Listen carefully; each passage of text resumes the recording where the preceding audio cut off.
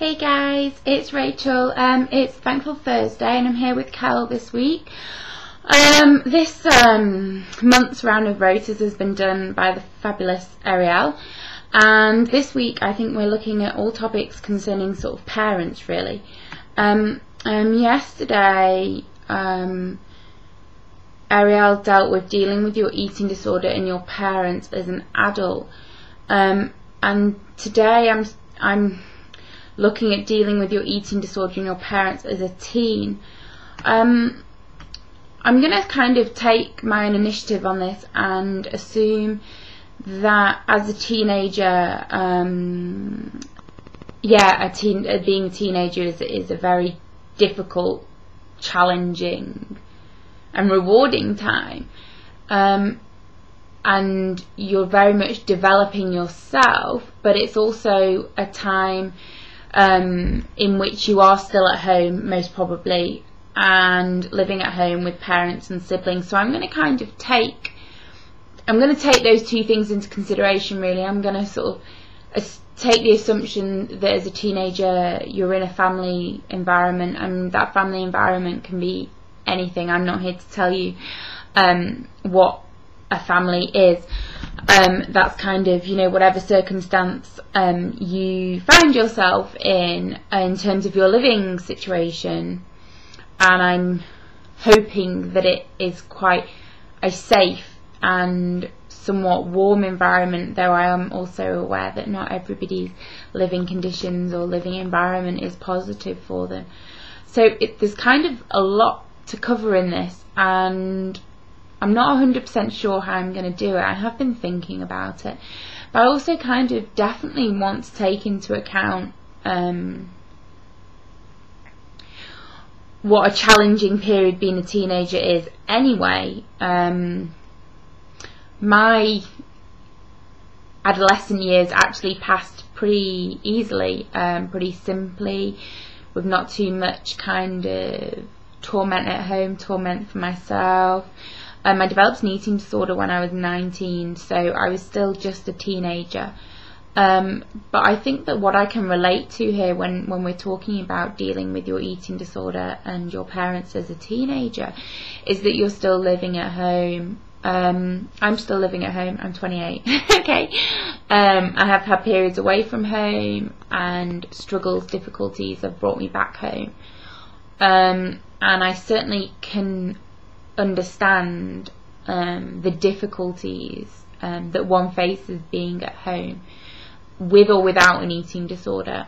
So I'm guessing with an eating disorder it can get pretty hot, and it can get pretty kind of smothering, and kind of, I don't know what word to use, but this like kind of, you're all like in this pot together and it's going round and round and round and round.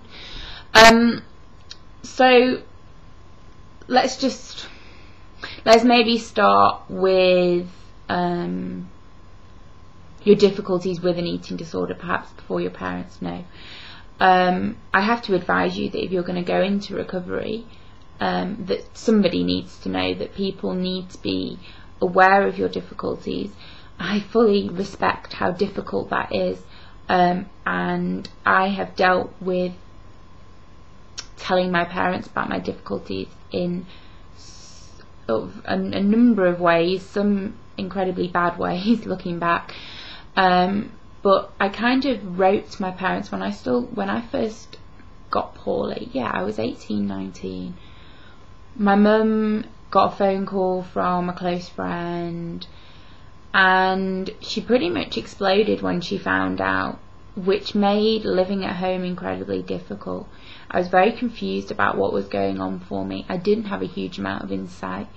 That insight has come over the years. It's come through being in recovery more so than being ill. And I was pretty compliant, to be honest, and I sort of worked with my parents, and I've always worked with my parents to sort of get me to a point of recovery and choosing recovery. there were times when the house was pretty much explosive, when I was blowing up, my folks were blowing up. And I think that what kind of happens with an eating disorder is that it takes a toll on you in so many different ways. Obviously the physical toll and the mental toll. Emotionally it's draining, psychologically it's draining, and for those around you it is as well. And it's quite difficult when you're poorly to appreciate that, and to not just appreciate that, because that makes out as though, like, you know, you've got no time to worry about what they're feeling, but you're so kind of into yourself that it's pretty much impossible to even think about how another person is feeling. There will be times throughout your struggles that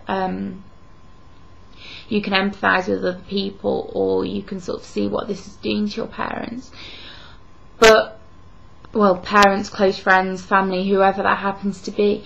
I was in an environment whereby my younger brother was doing his he was a teenager. He was doing his A-levels before he went to university, and I can't even begin to imagine how hard that was for him, watching his sort of supposed to be big sister, who sort of looked after him, you know, and protected him, kind of falling apart. And that was a relationship which a lot of teenagers might relate to, their relationship with their siblings, stepsisters, stepbrothers, brothers, sisters, whoever.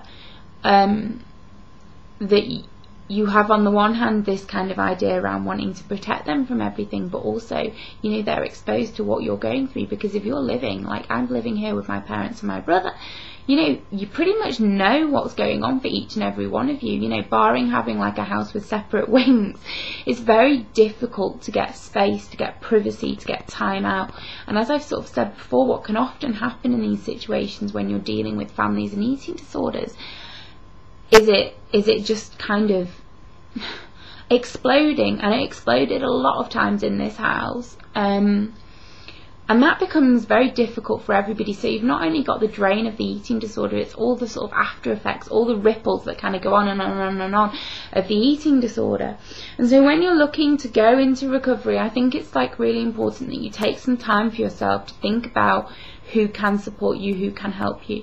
If you're dealing with parents, you know, you don't have to deal with them on your own.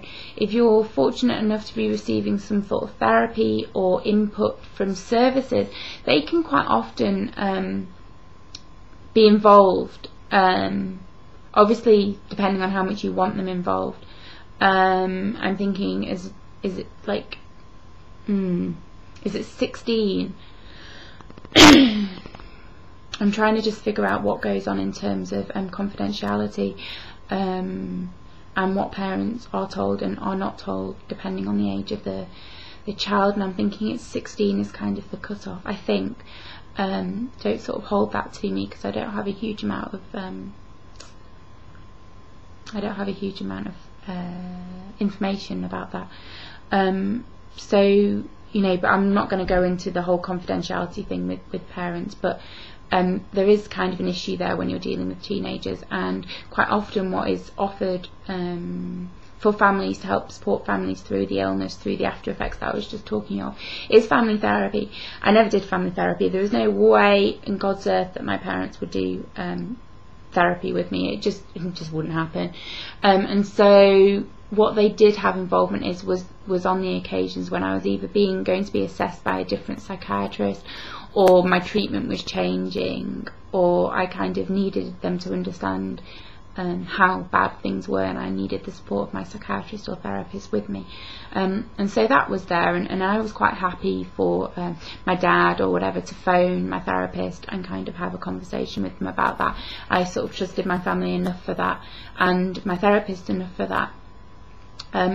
So that can be like quite a useful way of your parents sort of helping them understand what you're going through, really. And of course they don't need to know everything they go through. I've lived in this home for how long, and you know, there's a lot of what goes on in my therapy is very personal. Very few, if anybody, other than me and my therapist are aware of it.